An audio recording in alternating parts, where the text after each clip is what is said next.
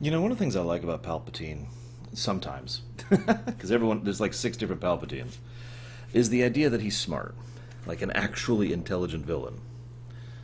So why did he bring the Zillo Beast to Coruscant? And why is he so obviously evil this entire episode? He's got this whole thing going, we must kill it. If you do not kill it, I will find someone else who will.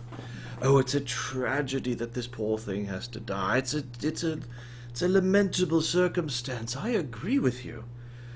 What's funny is there's so many other tacts he could have taken. Like, first of all, his big argument was, we need this armor because people are dying. Therefore, I have to do whatever's necessary to make this happen.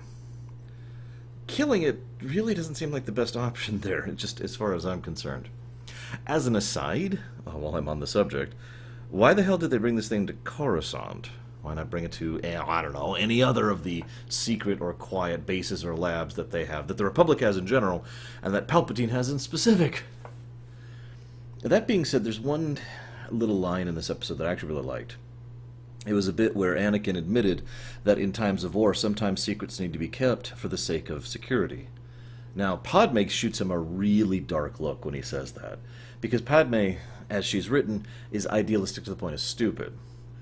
Because I actually agree with Anakin on this one. I mean, I'm sorry, I don't mean to call it that, but my point is that the idea that all things have to be discussed in a committee all the time is ludicrous.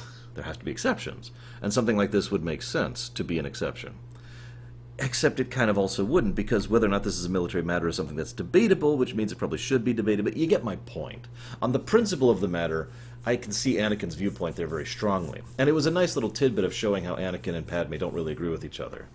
Something I've commented on before, and at some point I'd like to actually discuss, is how much I feel that Anakin and Padme were a doomed relationship from the beginning. These two people had a little bit of puppy love when they first met, and by when I first met, I mean in episode 2, because we all know about the timing problems and the age problems, and how that was just a huge hassle for Lucas when he was writing this, so let's just ignore that for a moment. When they first met, for real, was in episode 2, and there was a lot of puppy love going on there, and she was restricting herself because of her sense of duty and responsibility, morality, etc., etc., and he wasn't because he was a teenager. And that being stated, though, puppy love just isn't enough. That isn't sufficient. And given how little these two actually see of each other, and how much they don't really gel that well in certain matters, I think that relationship-wise, the only way these two could have ever made it work is if they had the exact opposite of what they did, which is a lot of time to spend with each other in order to really talk things out, hash things out, and find a way in which they can mesh with each other, rather than constantly contradicting each other, which is kind of what ends up happening. Then again, they turned Padme, who was generally a very badass and awesome, competent character in most of the Clone Wars stuff and in Episode 1 and 2, into someone who just sits there in Episode 3. And I like Episode 3, so I'm not sure what they were thinking on that one. But anyways, my point being, I think this episode is a good, nice little insight into why I think those two needed to work through their issues together.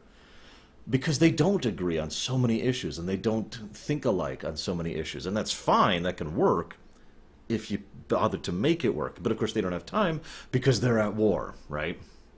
Anyways, interesting to think about. Regardless, that's about all I've got. Godzilla, woo, they killed the beast, woo, they're cloning it, woo. I'll see you next time.